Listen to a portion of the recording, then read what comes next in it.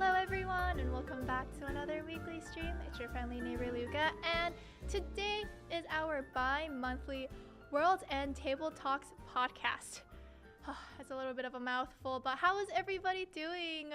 Welcome back. Also, Chora, I hope you have a really good vacation next week. You have been here literally, I feel like every single week, so well-deserved time off, Chora. Well-deserved. But I do have a little announcement. We talked about this last week. YouTube, I am really sorry. This is going to be Twitch exclusive, but we have Twitch channel points going live now. It should be live. You should be able to see it. There are some rewards out at the moment. I am still trying to think of a few more, and we do have some stream-specific rewards that will go live in the future and during specific streams. So you'll be able to see that in the future. YouTube, I am really sorry. The day YouTube makes their own native channel point system, we will also make it for YouTube as well. Okay? I know, I'm sorry. If I could, I would, but they don't have it native to their platform. I know. But, you know, if you want to get some Twitch channel points too, you can have both up, just saying. But we do have a lot to go over today for today's podcast. And so let us bring in our guests. Woo! Please welcome in AceTrainerE7, FartPancakes, and Lucent Azure. But, you know, instead of having me introduce them, let's have them introduce themselves. We'll start with Lucent. Hi everybody, my name is Lucent Azure, and I just so happen to make a whole bunch of Guild War related content on YouTube, and a lot of it just so happens to be the oh-so-funny and casual variety. So feel free, if you ever just want to come and watch an idiot play Guild War, that's what I do. Hey, what's up everybody? I'm FartPancakes. I stream on Twitch. I basically stream all kinds of content from PvE to PvE, Guild Wars, RTA, Abyss, side story, everything. And then story times too. Hey everyone, it's AceTrainerE. It's been 10 seasons of RTA and I still love it. I mostly stream that. And I just wanted to say that Azure is making me want to pull for Eligos, even though I don't have him. So. Yeah, I mean, I feel kind of underdressed now. I didn't realize we had dress code for today's stream, but you know, happens. Maybe next time. I have an Epic 7 shirt, even though it's not official merch. I hope that counts for something. You know, I mean, Epic 7, right? And we do have a lot I want to go over, so let us go right into the topics. And the first thing we are going to be talking about is within PvE, my favorite area, okay? And it is going to be about the Night of the Last Succession side story, and it is Midnight Gala Lilias' side story. Sorry, it's like a lot of tongue twisters today. It's a lot of S's. It's a lot. And the first thing I want to ask is, did you play Brawl mode? And if you did, what was your favorite part? Chat, you too. Chat. Did you play Brawl mode? I guess I'll start. I absolutely loved it because I really like auto chess, I guess, game mode, because I'm sure a lot of people are already familiar with that type of game mode from other games out there. And this is definitely new and refreshing content to E7, especially for all the PvE enjoyers out there. And because it's very different, it's something for people to be curious about and learn and figure out and, you know, just play. And of course, you know, getting the rewards from it is really cool. So we like free stuff. Lucent? Well, me personally, I actually really enjoyed the Brawl mode. I really just liked it because it was so different. Like, that's the big thing that I really liked about it. It took all of our existing characters, threw them in a completely different setting, and it was just something that was brand new to do, that just, you weren't just throwing them into a field and just like, oh yeah, I'll just hit auto and go. Here you had to actually place them and you had to do something about it. It really was a whole lot of fun. And I greatly look forward to any and all future iterations of it if they're going to bring it back. I highly enjoyed it. Just a few things were wrong with it. We'll get into that later. Ace? Yeah, I want to echo the same sentiments. Like, it's characters that we grew to love in a new context, and I was just having a lot of fun learning it. Also, the fact that each time I play it, it's like I can just constantly gotcha. I was always spamming the 150, you know. I love trying to get the 5 stars from spamming 150. So, yeah.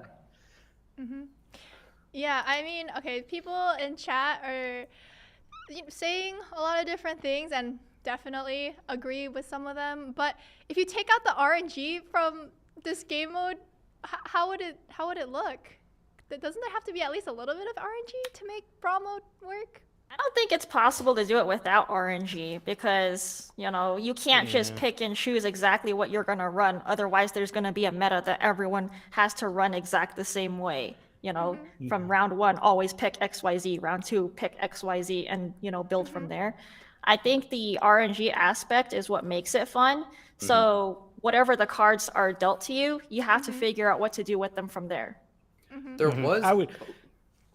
Yeah. Oh yeah, Oh, I would gonna just say maybe just tone the RNG down just a little bit, but go for it, Ace. Oh yeah, sorry. So I was just gonna say there was a new feature that had no RNG and it wasn't as fun. It was the Tree of Blessings thing from PvE, and I think everyone just then looked at like the best strategy. And I obviously didn't play that as much as I played Brawl mode. So yeah. Okay, yeah, and I mean, Maverick is saying the 25 rounds is a little bit too long. And I think I can kind of agree on that. 25 rounds, or even when you get to kind of like 20 and then you lose, and you've spent a lot of time on it.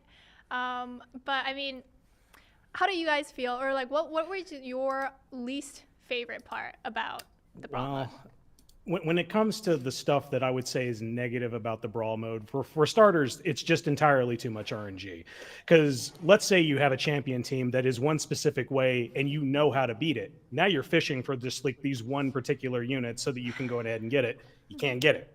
And then you keep fishing and fishing and fishing. And now it's just like you're at floor 23, you're able to beat floor 23, which is the big like wall that stops a lot of people because you're dealing with reflect damage there. And then you get past it. But then you're just like, well, now I only have like 3 more floors to get money. And there's no way I'm going to be able to get whatever it is that I need to get to beat my team. I'm wasting my time. And that's kind of like the feeling that you get. Yeah, going off of what Lucent was saying, in other auto chess game modes, they basically give you like, they deal you a choice of cards, basically. You have options to choose from each round.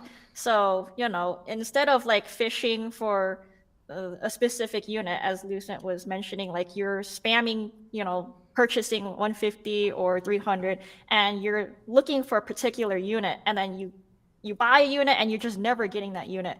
Whereas in other games with that specific game mode, they deal like 5 cards to you, and out of those 5 cards, you choose like, oh, is there a unit here that I can use? No? Okay, reshuffle or something like that. So if there was more choice in what was dealt to you rather than, constantly fishing and not getting something, and then you're selling off that unit and they come back again anyway, and you're like, why did I even sell off this unit in the first place if I was just going to get it back?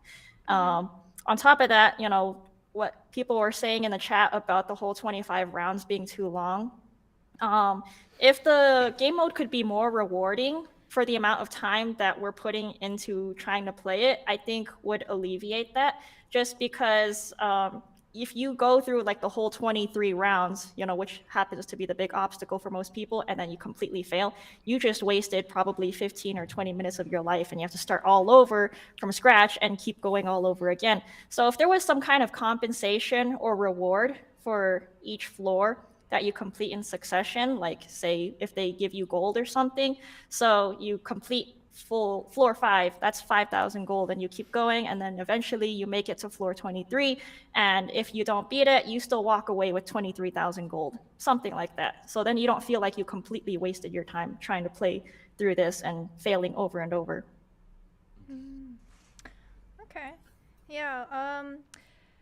Hopefully this mode will come back. This was the first time we ever had this kind of game mode into the game, and of course there could be some improvements, and maybe the next time it comes back it will have those improvements. And we are going to be moving along into PvP, and the first thing I wanted to talk about is draft mode. We recently had an update where it included a lot of the brand new units that came into the game, and I wanted to ask, what are your thoughts on this mode?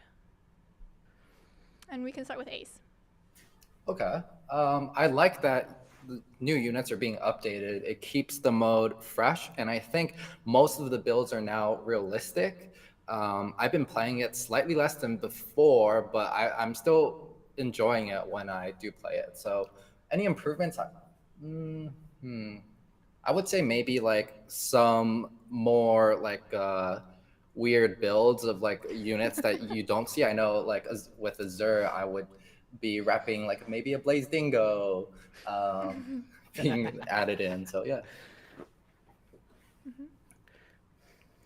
How about Lucent?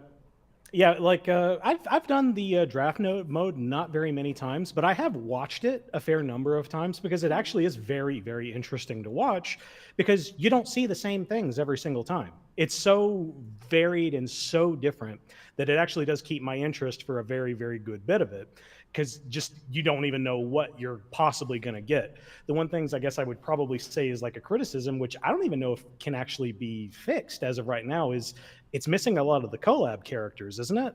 Because it's missing some of the collab characters, it's missing a lot of very, very essential kits that are pretty important. And it's just the fact that they're not there and that we don't have any substitution or anything like a blank character. Like, hey, here's Automaton that just has all of like Ed's kit or whatever, and just throw it in there or whatever. But yeah, like that's probably my biggest complaint about it is we're missing a lot of stuff for it.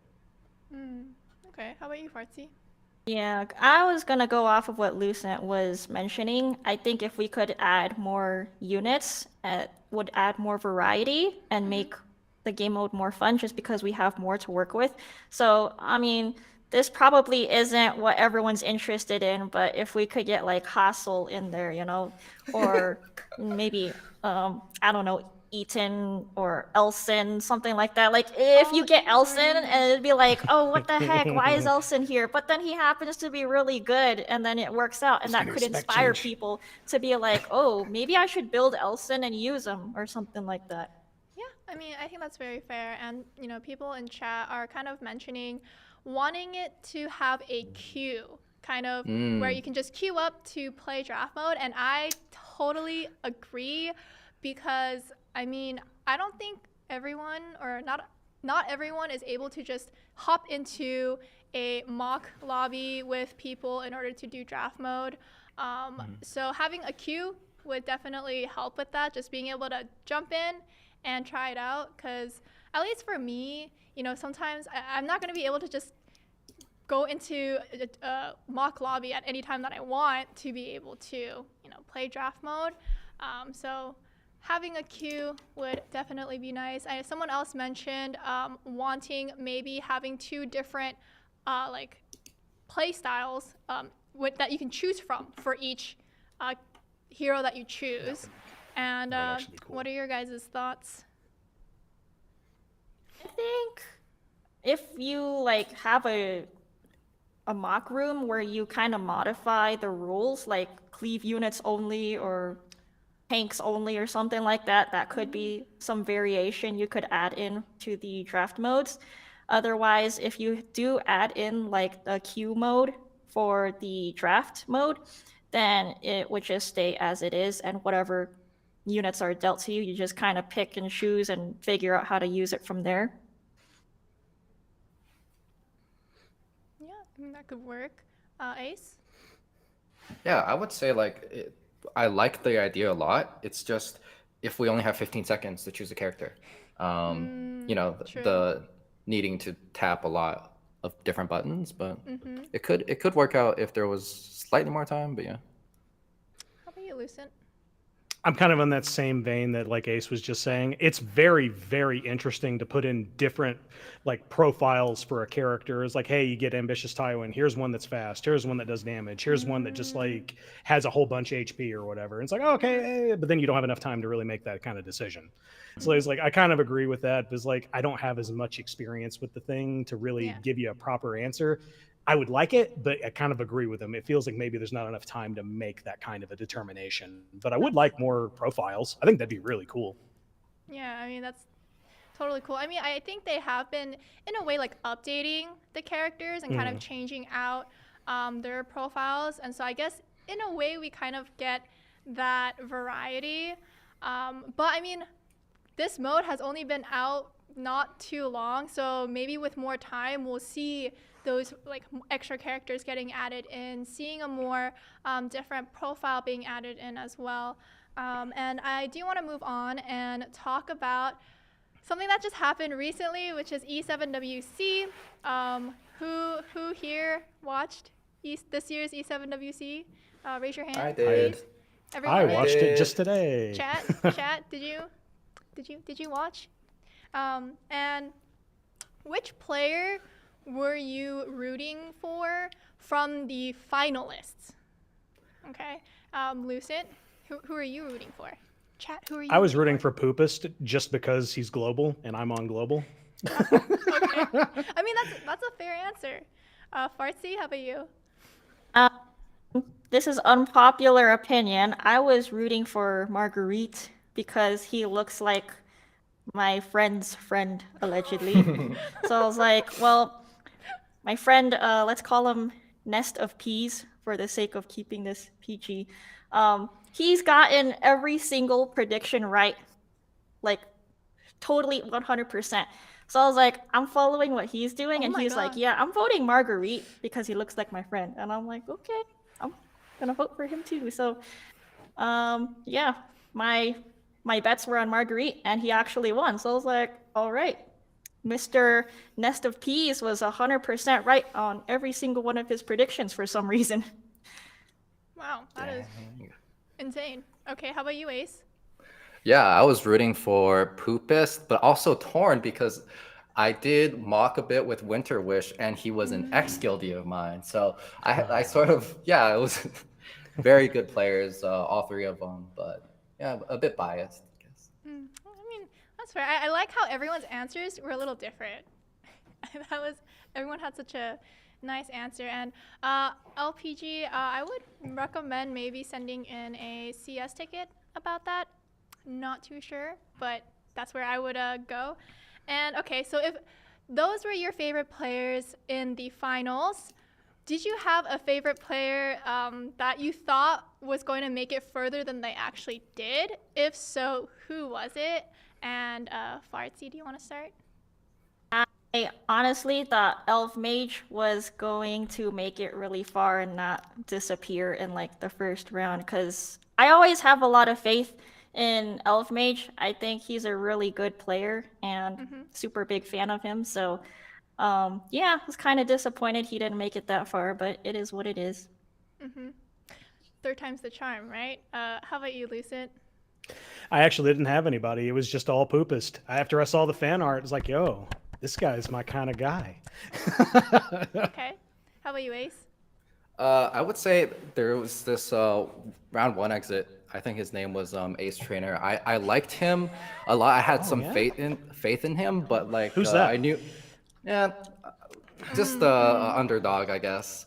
But I thought like best of 5 or actually best of 7 would really benefit him, but he didn't make it that far. So I'll keep watching him though.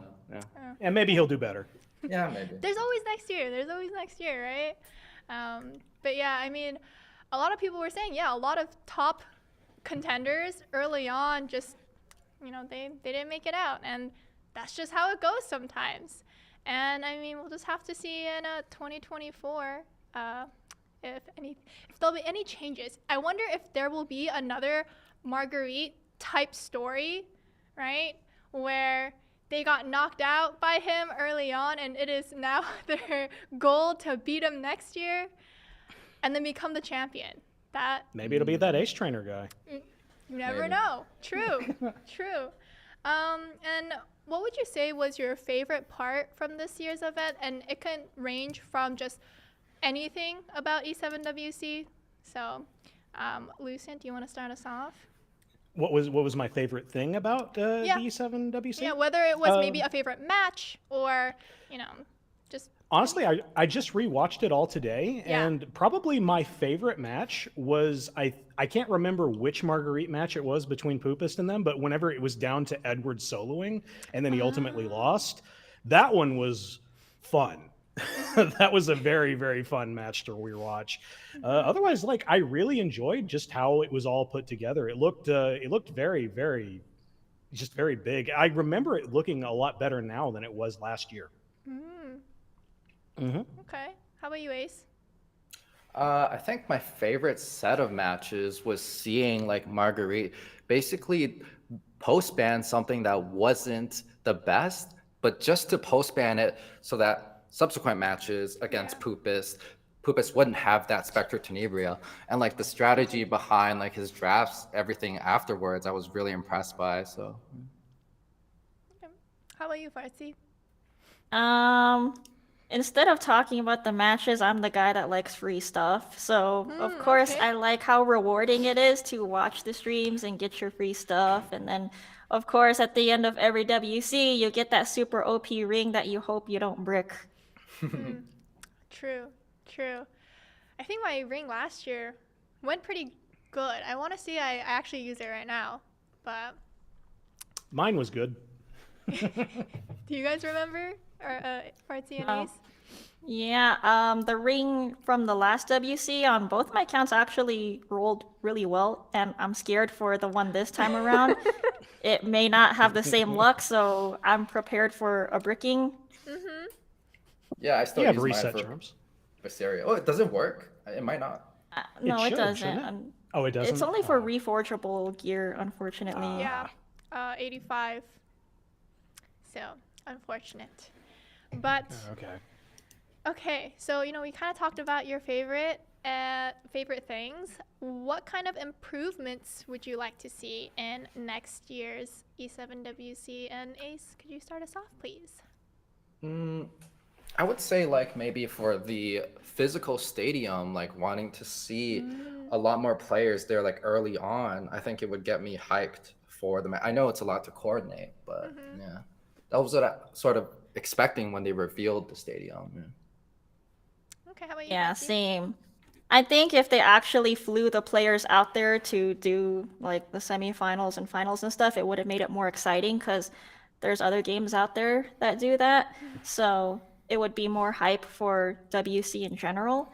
And then this is kind of dumb to bring up, but whoever's running that iPad, I think there's a lot of technical difficulties that need to be rehearsed and gone over ahead of time just to make the streaming process a lot smoother for the viewer experience. And Lucent? Yeah, and me personally, like the one thing in particular that I noticed, and I really don't think there's anything you can really do about this, but you know how whenever you have the Korean voice actors come on, talk or do a line, or it's like, hey, I'm the voice actor for such and so, and this is like a great time for Epic 7 E7 WC. I'd really love to see some of the English ones actually show up and do some of that. I think that would be really cool. I don't know if that's really possible, but I think that would be really cool. I mean, that's an improvement you want to see, You can have your thoughts, and I will let you guys know, unfortunately, there will be no survey today. I am so sorry if you're here for the survey. We are looking into how to make it better and improve it. So for now, it is on pause. I know, I am so sorry. I'm so sorry. But we are going to be moving on and talking about the different units that have recently come out, and that's Infinite Horizon Acades, Veronica, and Brieg. I'm going to be talking about them in kind of groups. This is going to be the first group. And what were your first impressions of these units, and what are your current impressions of them now? Anybody? I know everyone's names. I really like Veronica. She's a super great unit to have in any cleaver's kit, just because She's a speed imprint, which cleavers love. She can be guiding light, as an opener as well. Her base speed is pretty decent, and she is a good counter into K-Rons and BBKs and Bryserius, which tend to be counter units into cleave drafts. And then as far as Breed goes, I think he's a super solid, amazing PvE unit. PvP, on the other hand, kind of questionable. On before release, his kit looked great on paper, but then in reality, he's not super amazing in PvP. But if you want him to carry all your PvE content, he is the go-to knight, in my opinion. And as far as wait, what other units were you talking about? Infinite Oh, Horizon Hades. She's like another Sage Ball, with that passive of the CR boost. So she can definitely be another cleave counter-ish unit. And then because there's a lot of debuffers right now, that brings more value to light Acades. So I think she's a solid unit, not too OP and broken, but not completely useless either. Okay, how about you, Lucent? Yeah, Big Daddy Brieg is easily the coolest dude we've gotten in a hot minute. Anyone who disagrees is just straight up wrong. He is also probably one of the best, like Fartsy said before, one of the best PvE units that we've gotten in a hot minute. Easily, just in his showcase for the expeditions, he just was straight up soloing some of those. It is as advertised, boys and girls. Absolutely. And where, like you were saying, yeah, the PvE aspect of Brieg, it's probably not really there. I think firmly if we were able to have, say, different sets on a same character, because I don't think the PvE Brieg and the PvP Brieg are the same. I think you actually have to have something different for both. And that's where like you kind of run into a problem with him because his PvE is so fantastic. You can't justify taking it off of him. And I don't want to build a PvP Brieg. That's kind of like the feeling that I have about Brieg. But Brieg is so fun in everything. Now with Veronica, I haven't really had an opportunity to really use her. I haven't started episode 5 yet, so I haven't pulled her yet. But from what I've seen of her, very, very interesting. A lot of like fun bomb shenanigans that I see, and also just like those very few immortality-based units. Just the mere fact, like, hey, LOL, ignore ER. So, well, yeah, that's another thing that you can really deal with any kind of immortality kind of setup. So that's how that one is. And with Infinite Horizon Acades, like with her, I'm kind of like on the fence about her because we already have Mediator Calric, but because he's essentially just like, oh, hey, cool, I want Infinite Horizon Mercedes or Infinite Horizon Acades. We have Infinite Horizon Acades at home. And like, that's basically what I kind of deal with whenever I deal with her.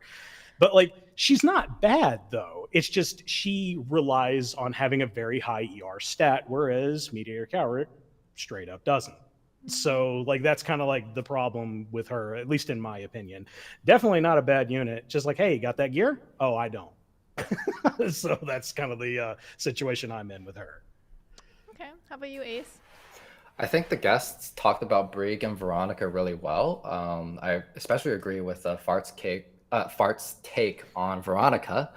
The thing I'll talk about is Infinite Horizon Acades, where I think she highlights the problem of the ER stats being so impossibly hard to build when competing against the effectiveness stat. Because I built a 300 res Acades. Sometimes she's still debuffed, but also she becomes so squishy and slow to the point where even her CR boost in the kit doesn't mitigate that. So the thing that makes her stand out against a hand guy is the fact that she is harder to be cleaved because of the CR boost.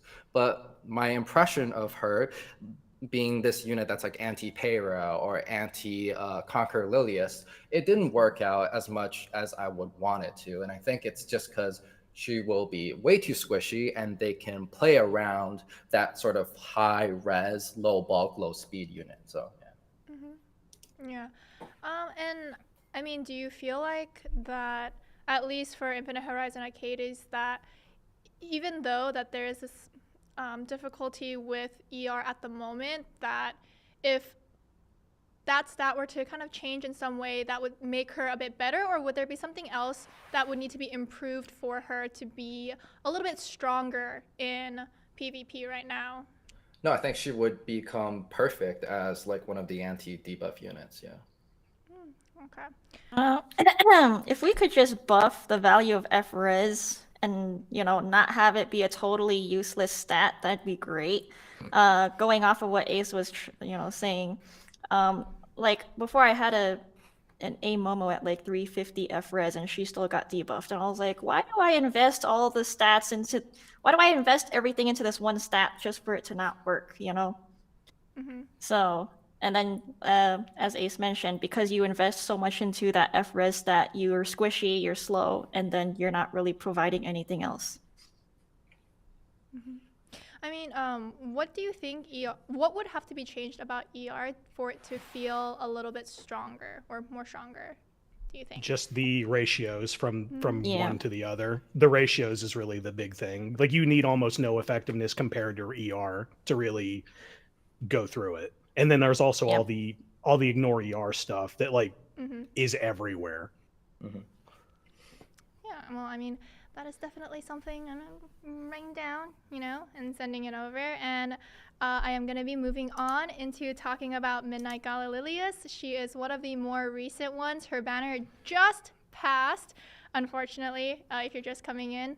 And I was wondering, do you feel like her art matches her skills? Because she is the unit that was made from the Pixiv contest that we held earlier this year, and that's how she became a unit now. And do you think her design suits her skill set?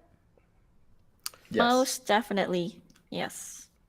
She looks The- like a, how do I say it? We're not allowed to curse, so she's a bad booty lady.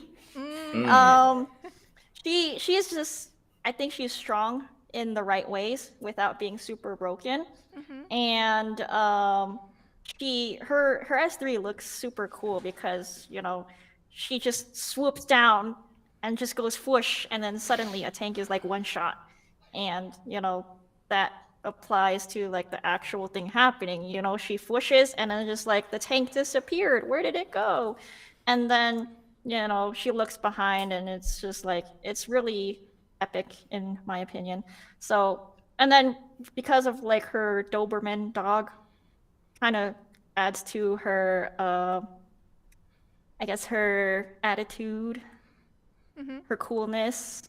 So I think overall design and then the kit and how her character works in general, I think is very fitting. Okay, what are your thoughts, Lucent? I guess I'm gonna be that guy.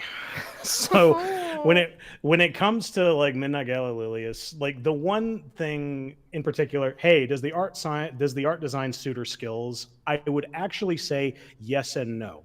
For starters, her S1 fits perfectly because she's wearing like a big huge like gala outfit, and it's like, hey, go sick that thing. But when you look at the S3, I'm wearing a suit right now and I can barely move. So going ahead and just take this into perspective, she's like also, I'm pretty sure she's also wearing high heels. She jumps off of a balcony, lands on her feet, and then light speed dashes through the enemy. No. that's no. Now, okay, cool. You can do that. Okay. It's really, really cool and it's really, really fancy. Not practical. Game Not at all. mechanics. But now mechanics wise, yes, her S3 is really, really good because the only thing that I don't like about it, I'm very on the fence about it as well, is because you can't really reliably use it unless you know what you're going into, unless it's an HP scaling unit. So if it's an HP scaling unit, you can make the determination of, oh yeah, that's 25K. I'm going to just one tap that thing. Easy. But if you're going into anything else, you're going to feel disappointed. And that will make you feel like, I'm just not really digging this character. I'm not having a good time. But like if you're going into it with that distinct like thing in mind of, oh yeah, that's a tank, I'm going to kill that tank. You'll kill the tank. But if you're wanting anything else, you're going to be disappointed. And that's how I was when it came to her. Okay, how about you, Ace? Yeah, I think her design matches her skill set perfectly. I think Smilegate knocked it out of the park with her. Like, I like how all in she is in terms of how she is in draft, and like reading behind between the lines, like what Azure was saying, where you need to make sure that this target that she has for her S3 has to have that like above 20k 25k HP threshold. I think it makes drafting more interesting with her, you know? So I really like using her too. So. Yeah, I got bamboozled. I tried to S3 on a C Armin and I did no damage, and I was like, wait a minute, something's wrong here. It happens So, a lot. you know, people can do that sometimes. Yeah. Man, not as tanky as you thought they were. Yeah. It's a little monka. But if you were able to have a chance to look at, our other art that was in that contest, I do want to ask, did you have a favorite? Personally, I really liked the Lua fan art in that kind of like schoolgirl-esque outfit. But I know a lot of people really liked the Senya. And there's just so many different ones. So what were your guys' thoughts, Farty? Let's start with you. A lot of the submissions were really amazing, so it's hard to say which one in particular is good because so many were great. But as far as like I guess the finalists, one of them that stood out to me was the Zach one, where it was like in 3 different panels, and it was like a very traditional art style where you had like Ram in the mid and Zach there, and I feel like that art style is very underappreciated. So I really liked that submission, and I had it as my wallpaper for a long time as well. Okay. How about you, Ace? Yeah, I was rooting for that Senya, but it's all good. Margaret is gonna make a really cool skin. So. Okay. How about you, Lucent? I think the only one I actually remember, because I remember seeing this a while ago, but I had to re-look at them just to remember them, was the Politis one. That one was a pretty good one. So I would have to probably just go with that one because it was the only one that kind of left a memory, but I think like as soon as I saw the Lilias one, I was like, yeah, that's probably the winner. And lo and behold. So yeah. Yeah, I mean, there were so many amazing finalists, and I think Midnight Gala Lilias came out beautifully, right? Just like chef's kiss. So we were just blessed no matter what. I think no matter who was the winner, it was going to be really good regardless. And okay, this is a question for both chat and for you guys. And if you could design your own Epic 7 character based off an existing one, what would that look like? Who would that look like? So similar to how, Lilias turned into like Midnight Gala Lilias. Now, who would you create? And let's start with Lucent. I have only one thing in mind, and it's not even the fact that it's a character, but it's just because of what you could easily do for the S3. I don't think anyone does this, but I'm pretty positive it's Violent Ken from SVC Chaos does a super where he slams his foot on the ground and then does like a hyper speed dash forward and leaves behind flame trails. Anything with flame trails, I'm just a huge sucker for. So anything like that would probably be my pick. Not really a character per se, but I want that as an S3 animation. Just someone who just slams their foot on the ground, just rends the earth, runs forward, flame trails. That's what I want. Okay, Ace, how about you? I am torn. I think I would like Says, because I like how his like top half looks. I would want some sort of magician-ish Says, because I think he has that mystery to him. And I would definitely love more characters that have that sort of like cards or magic vibe. So yeah. Okay, how about you, Fartsy? I think because bandos are very underappreciated and need more love. So when we get to the next summer unit, can we get like a summer crow? Just so we can see and appreciate his abs, and then instead of like a horse, Siegfried can be a giant rubber ducky. And then, imagine you run somebody over with a giant rubber ducky. That would be I think, a really nice crowd unit or skin to see. Great. I like how Greater Society just had that Queen Diane on the back of his pocket, ready to go. Just this is exactly what she would do. Just, he was ready. It's like you knew I was gonna ask this question or something. But yeah, I mean, you never know if husbandos are definitely not as well appreciated, right? But we do have husbando enjoyers, right? Chat, raise your hand if you enjoy husbandos as well as waifus. Okay, I am both a waifu and a husbando enjoyer. I do not discriminate. Okay, if they are beautiful, they are beautiful. Okay, and yeah, I mean, okay, for me, I feel like it'd be really hard because we have Fairy Tale Tenebria, and I do not think I can think of anyone else that I would want to become like a hero, a unit of. I don't know. It's like my mind is all just full of Fairy Tale Tenebria anyway, so that makes it really hard.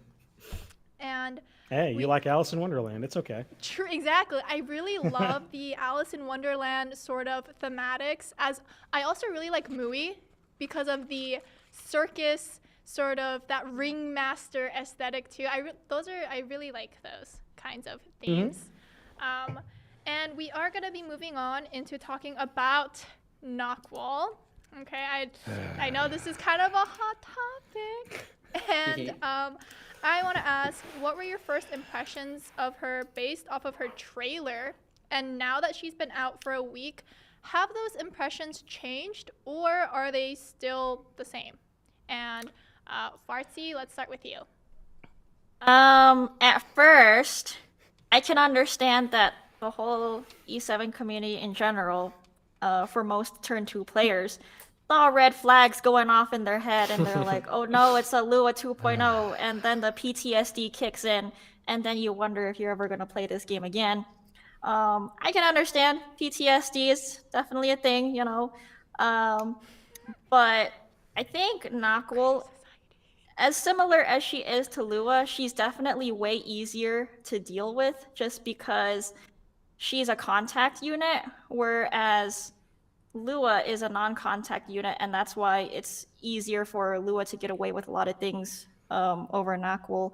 Also because her base speed is higher than Nakhwol. So as broken as her kit may seem, in reality, I think there's a lot of ways to deal with Nakhwol. So it's not as bad as people make her out to be. And because of all these recent buffs and units that are out there, I think there's definitely a lot of ways to deal with her and counter her. And then she doesn't really bring a lot to the table unless you're trying to counter an Emil Ken and a Landy. So I think she's a balanced unit. She's not super strong in OP, but she's not completely useless, and there's definitely ways to deal with her. Okay. How about you, Lucent? Abject terror. Abject, complete terror and absolute fear. So whenever it comes to Nakhwol, like, yeah, I've fought her a few times in Guild War formats, and out of the 2 times that I've really noticed, if you ever see her in a support and like one like DPS situation, she's a joke.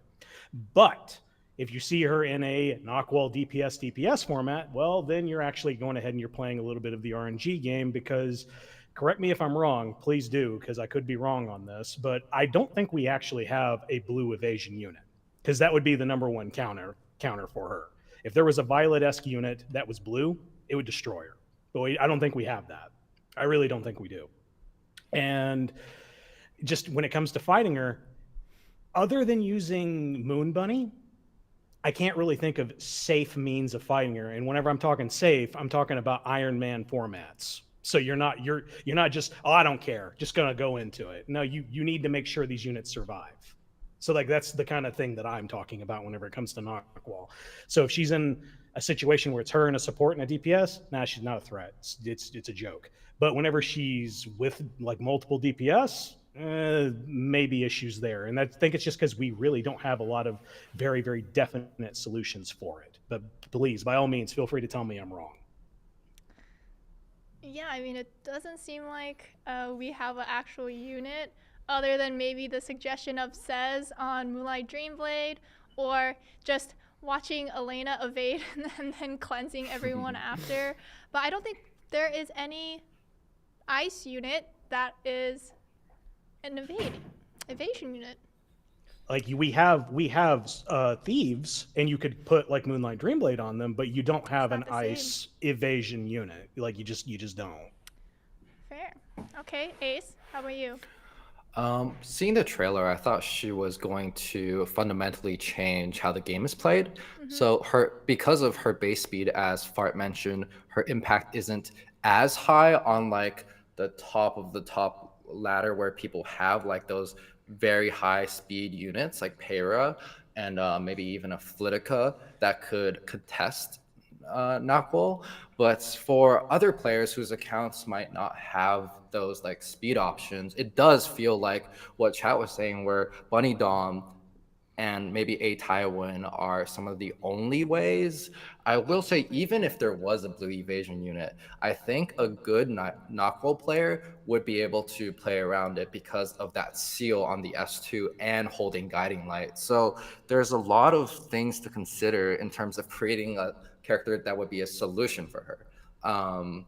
That doesn't also fundamentally change the game. So I think, yeah, I do think she's really strong. She is very annoying for me to deal with, especially if they take BDOM and Nakhwol. But yeah. Yeah, I mean, if BDOM is the answer, you just gotta take BDOM with you, right? Or ban it, right? Or ban it. True. I mean, do you guys? So then, would you guys say she is very strong, but she isn't the like meta terrorizer that was kind of predicted early on? Is kind of what it sounds like. Yeah, I mean, she does have some impact to the current meta, but it's not that much of a problem as it was with Lua. I think there's not enough units to counter Lua as there are with Nakhwol. So, as strong as she is, there's still workarounds and solutions to deal with her. Yeah, I would say she's like 70% of a Lua. So. Yeah, I'd have to probably also agree with that, because anytime I see a Lua, I go full F-res when I fight that. I don't want to deal with it. Okay, I mean, that's fair. And I mean, speaking of debuffers, with the growing pool of debuffers in the game, do you think that the kind of control playstyle is now at its most used, or is there still something kind of preventing it from becoming a little bit more of a popular playstyle? Oh, So who wants to 15%. say it? Who wants to say it? Okay, yep. 15%. Yeah, 'cause I mean, Yeah, go for it. yeah, go ahead. Okay, I was gonna just say, like, whenever it comes down to like why I don't use control-based units, I play in an Iron Man format. That's Guild Wars. So if you 15% at any moment, oh cool, you just bricked your team and you just lost, and you lost all those units, and just sometimes that's really all it takes. 15%, you didn't land your one stun, then they just come in and they kill you. So that's my biggest reason as to why I don't use control particular comps, unless it's on like the last attack and I straight up don't care.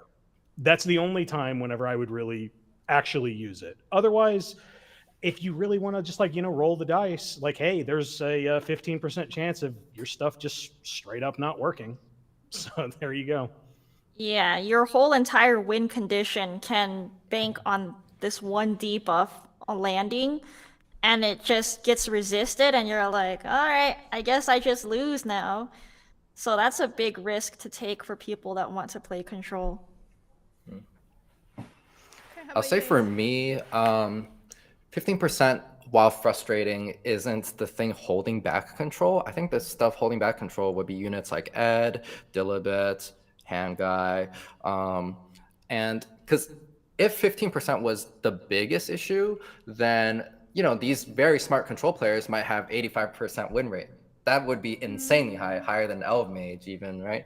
So maybe it's just a lot of kits have, unless you seal them, they have counterplay against debuffs. So I think Yeah, that's it. because I was just about to say, do you think it's just because you don't have enough seal that's in the mix, and Nakhwol is now in the mix? Yeah, but even with Nakhwol, I think, I guess it's just Bunny Dom being strong. True that. Okay, that's fair. And I mean, now that we've talked a lot about Bunny Dom, let's move right along into talking about the balance changes. And from this balance patch, we had Martial Artist Ken, Twisted Eidolon Kairon, Bihu, Eligos, Moon Bunny Dominion, Crescent Moon Rin, Inferno Kawazu, and Shadow Knight Pilis. And so, in your opinion, who do you think benefited the most from the patch? And chat, you can answer this too. And MLK. okay. Yeah, ever since MLK release, everyone's like, "Yay, MLK!" And I think is a good sort of counter to Cleave for a lot of turn 2 players and just for standard players in general. So for people that just want to draft YOLO, they kind of have to think a little bit. If MLK gets thrown into the mix, like how are you going to deal with it? I think his buffs are definitely what makes him viable now, because his buff before didn't seem like it did a whole lot for him, and now he's actually a unit that won't really disappoint you but can still have workarounds. So I think that's what people were most excited about, because he was just out of the meta for so long and you'll never see or hear about him, and people just talk about how useless he was. But now, ever since the buffs, everyone started building their Kens and drafting him now, and some people just early pick him and hope for the best. So definitely the most viable unit from the buffs right now, along with Bunny Dom. I think Bunny Dom's pretty high on top there, because it will make people kind of second guess whether or not they want to early pick C. Lilias, because for a long time, she's been, I guess, one of the top, well, pretty high up there for being banned and first picked and high win rate type of unit. And now with Bunny Dom, it kind of stops some aggression. And then good unit to use against a lot of the strong units right now as well, like Peyra or Nakhwol and Lua. So very viable, strong unit. The other buffs, they don't feel like a whole lot of impact, like MLK. Yeah, he got buffed. He's more usable, but I don't think he's like super OP, like, oh my gosh, this guy drafted MLK. What am I gonna do type of thing, because he still takes some time to ramp up and there's still a lot of counters to his counter. And Eligos, he's more usable now for sure for a lot of the Cleave people. You don't really have much to say about Eligos, because he's more useful now with his hit chance. His base speed is okay, so he's definitely good in a Cleaver's kit.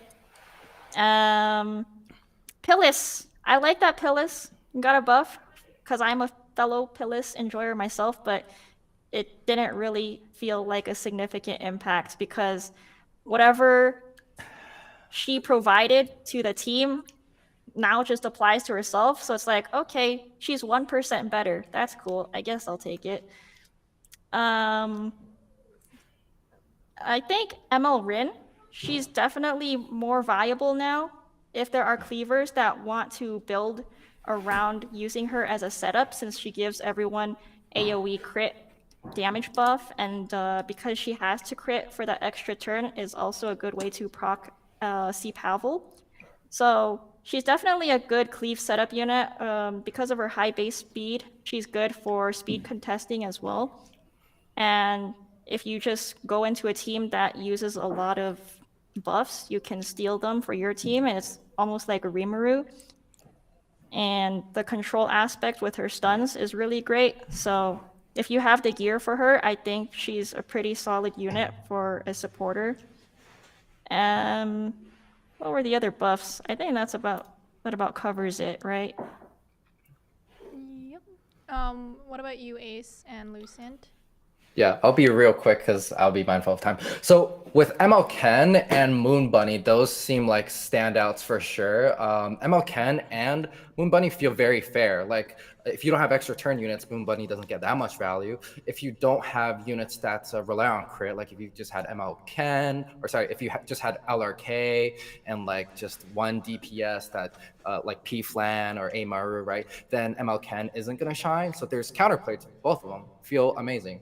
So another unit that shines though is Elagos, because while we're not seeing too much play with him, I think when a lot of the higher speed seeded people start playing RTA again after his buff, you guys will see Elagos a lot in Cleaves, maybe last week of RTA season.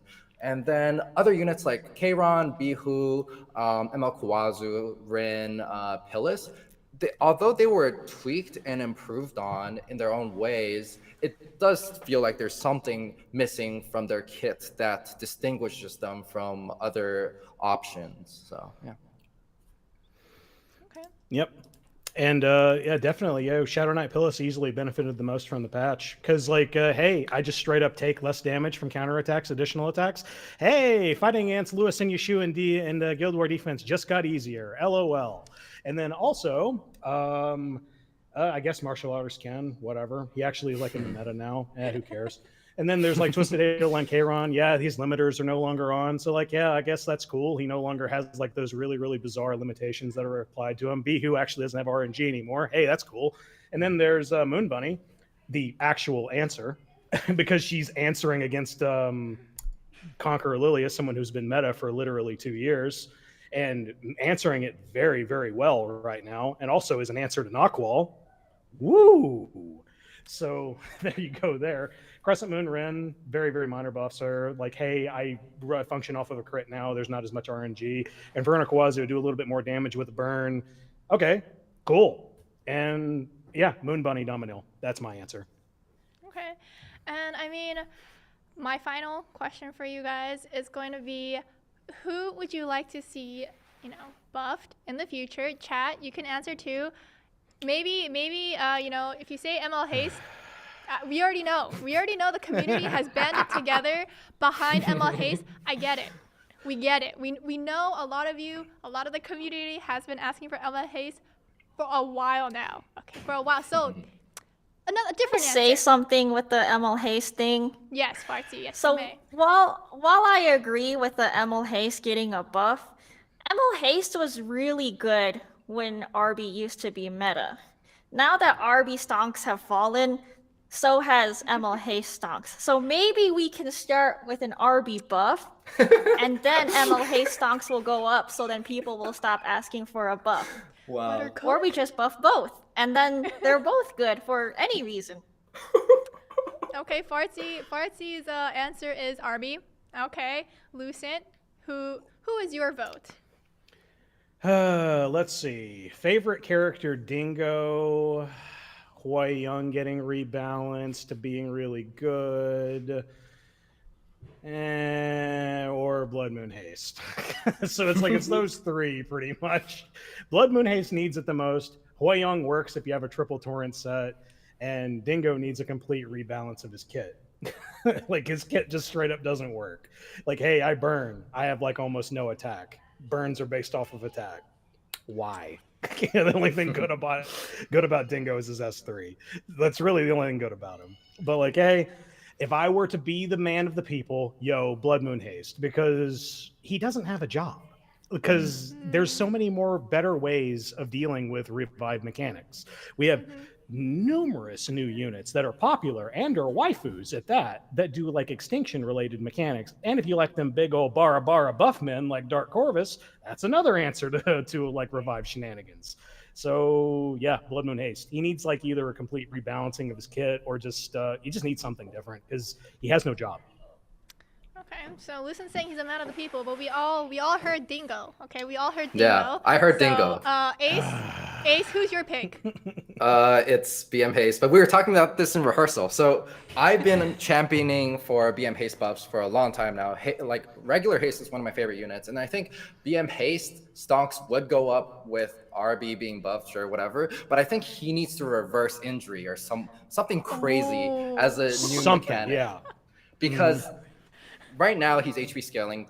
If we just rework the fact that he's going to be anti-revive, there's still this game's direction is going towards those like injury bruisers and such. So it doesn't help him too much. So we need something that reverses injury, that might give barriers instead after recovering that injury. That would make him like a very fresh ML kit. So yeah.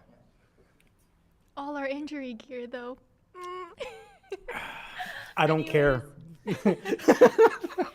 We are running a little low on time, but I still want to do one last thing before we end today's stream, and that is going to be our little mini Skystone giveaway that we like to do on this podcast stream.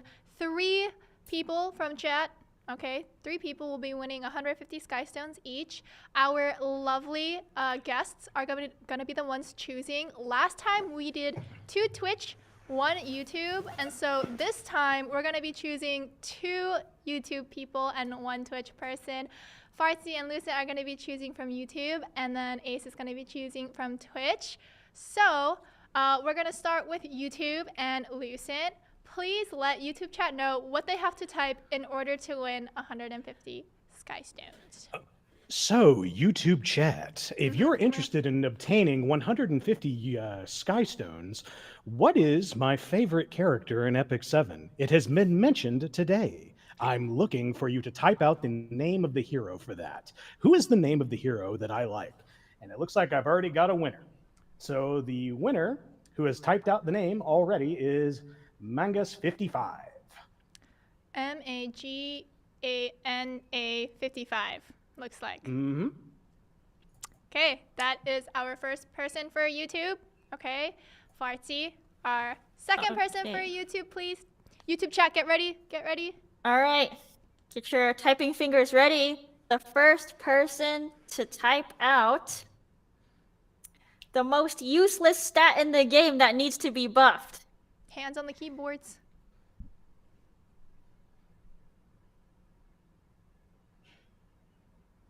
We got a winner. The winner is Belhenix. Belhenix. Okay. That is her winner. And we are going to be going to Twitch chat now. Twitch chat, this is just going to... I'm trying to talk too fast. This is going to be the last person. Okay, Ace.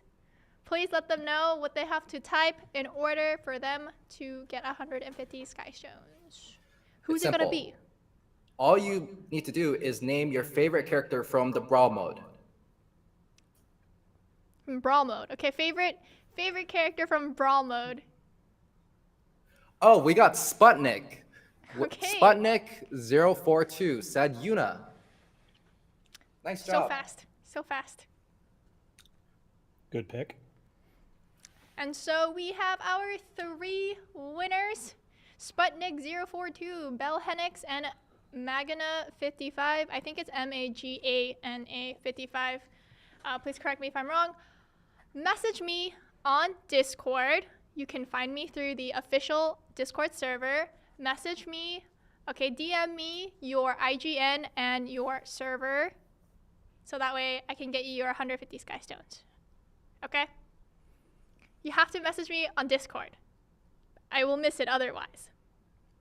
Okay, and again, unfortunately, there is no stream survey today. We are working on improvements for it, making it better, and we'll just have to see. And I hope the Twitch channel points are going well. Okay, over on Twitch, YouTube again. One day, someday, if YouTube has their own native channel point system, we will have it for you guys too. Okay. One more time, please, if you guys could let chat know where they can find you. If we can start with Fartsy, let them know where they can find you and when. I usually stream on twitch.tv/FartPancakes Mondays, Wednesdays, and Fridays in the evenings in the NA time zone. So there's my socials up on the stream if you want to catch me on any of those places. Alrighty, and you can reach me at my YouTube channel. It is at Lucent Azure, and basically you'll know if you found it if you find like the somewhat of like 500 videos that are all Guild War related content. I try to put out one video every Monday, Wednesday, and Friday. Usually they are either non-commentary, and then the very next day is I try to provide commentary for it the next day.